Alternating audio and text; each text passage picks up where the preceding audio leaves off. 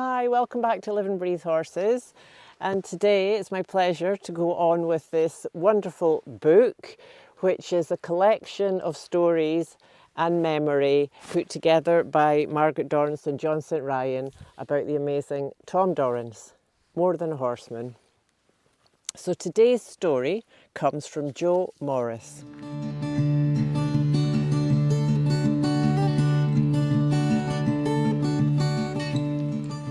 It was hot. Gustine, California, late summer, sunshine blazing down on the sandy arena, heat radiating back. My horse and I in the middle. Tom was teaching. I was teaching. My horse was teaching. This, in the context of the proverb, the teachers are everywhere, all that is wanted is a student. My guess today is that my horse knew the lesson already. Ride round circles, Tom had said, and straight lines. That shouldn't be too hard. So there I was, trying to ride my horse, Rose, in perfectly round circles and perfectly straight lines in that hot sun. I knew I could do it. This was serious work, and I was a serious guy. So I'd pick out a point in front of me and ride for it. I felt every move of the horse and was intently supporting those moves with my hands, my legs and my focused mind. Oops, the ribs were bulging left, so I supported there with the left leg. Now the head was askew, so I lifted one rein. The neck became curved, so I adjusted. I could feel the feet. This was great.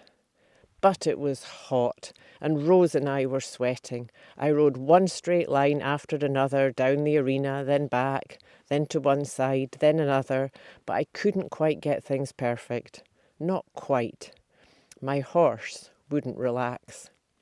But she was an anxious horse after all, so I figured I should just hang in there and relax.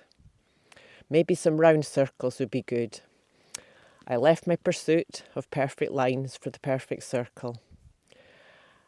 Around the arena I went, small circles and big, feeling for the feet, lifting, supporting, nudging, and concentrating hard on relaxing.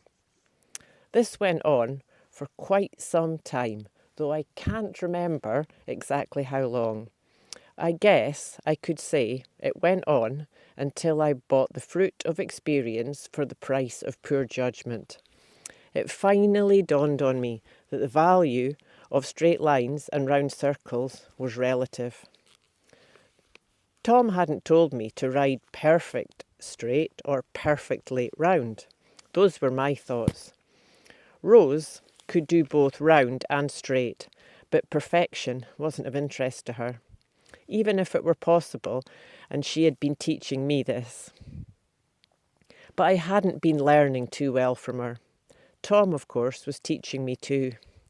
He was one of the master teachers that I had come across of the sublime principles that one needs to honour if one were to get along with the horses or life. He'd set it up so I was allowed to learn. He probably figured that I couldn't get in too much trouble in a sandy arena, and that if I passed out from the heat, I could go on with the lessons when I came to. Rose had to suffer though, but the horse was often Tom's associate teacher, ever faithful to the lesson plan, having communicated about it somehow with Tom on the way to the arena and in the time it had taken me to saddle up. Yes, Tom was teaching me too. And I finally woke up to the lesson. I felt the sweat dripping down my back, my gut a bit too tight, and I noticed that I was holding my breath. Getting it perfect was taking me in the wrong direction. I paused and looked over at Tom. Just like the philosophers of ancient days, Tom was teaching while reclining in the shade of his golf cart. His feet were up on a string he had tied between the struts of the cart where a windshield would be. He was relaxed, and he was teaching a subtle lesson about the limits of the pursuit of perfection. As I sweated towards that elusive end, Tom was telling me loud and clear from his shaded podium that such a pursuit was only relatively important. The real horse was right beneath me. My weight was enough for her, without the additional burden of the weighty idea of perfection. Appreciate the horse. Have gratitude for the animal's effort to work with you. Respect its spirit. And he said all this in one eloquent word: snore. While I sweated, Tom was asleep. Oh, so lovely. A little bit of breathing in there as well. Yes, and it's so true, isn't it? That pressure of trying too hard.